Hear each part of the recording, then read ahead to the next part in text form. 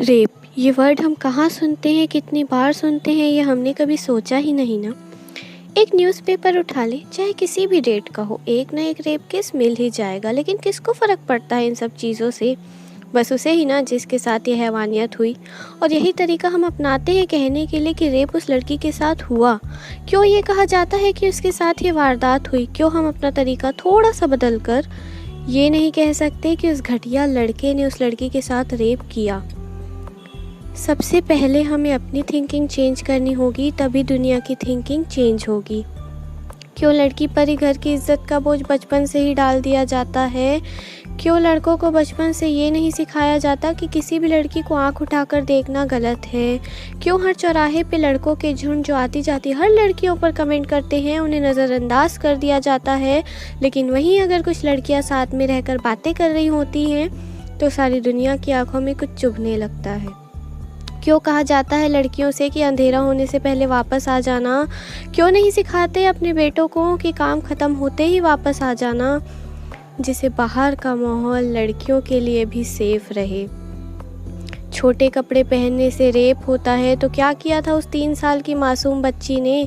क्या उसकी फ़्रॉक तुम्हें साइन दे गई जिसे अपने मम्मी और पापा के सिवा कोई और चीज़ पहचानना ही नहीं आता? क्या उस 90 साल की दादी ने तुम्हें साइन दे दिया अपने कपड़ों से? सोच तुम्हारी छोटी है तो कपड़ों को क्या दोष देना, नज़र तुम्हारी घटिया है तो क्यों मासूम लड़कियों को ब्लेम करना? क्या सूट वाली लड़की के साथ रेप नहीं किया किसी लड़के ने? क्या घर में रही लड़की बच पाई इस हैवानियत से? क्या ये शर्मनाक नहीं है कि लड़कियां अपने घर पर भी सेफ नहीं है? किसने निकाला ये तरीका कि कैंडल जलाओ मिलकर तो उस बच्ची को सुकून मिलेगा? किसी ने ये क्यों नहीं सिखाया कि आओ जलाएं मिलकर उसे जिसने ये घटिया तरीका है अपनाया? क्यों फांसी पे चढ़ाने के लिए 8 साल लगा देती है ये सरकार, लेकिन चाइना से लड़ने की बारी में जल्द ही आ जाते हैं देश विदेश से हथियार? क्यों उस बच्ची के दर्द से लड़ने के लिए पीछे हट जाता है हर इंसान? और क्यों अगर कोई जाति विवाद कर दे तो सामने आ जाता है पूरा समाज? क्यों पबजी टिकटॉक बैन करना हो जाता है आसान, क्योंकि इससे बिगड़ रहे बच्चे बूढ़े और जवान?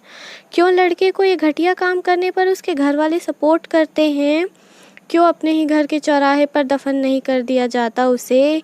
क्यों उसकी माँ एक लड़की नहीं होती उस समय? क्यों वो उस समय एक लड़की और इंसानियत के फ़र्ज से ज़्यादा बेटे के प्यार को हावी होने देती है?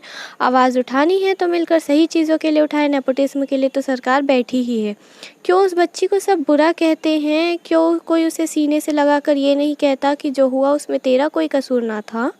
क्यों नहीं कहता उस लड़की का बाप सर उठा के कि जब तक मेरी बेटी को इंसाफ नहीं मिलेगा तब तक चैन से नहीं जीऊँगा? क्यों सर झुकाकर शांत रह जाता है और यही चुप्पी उस दरिंदे को भा जाती है? और ऐसे ही कई बेटियां बेवजह शहीद हो जाती है।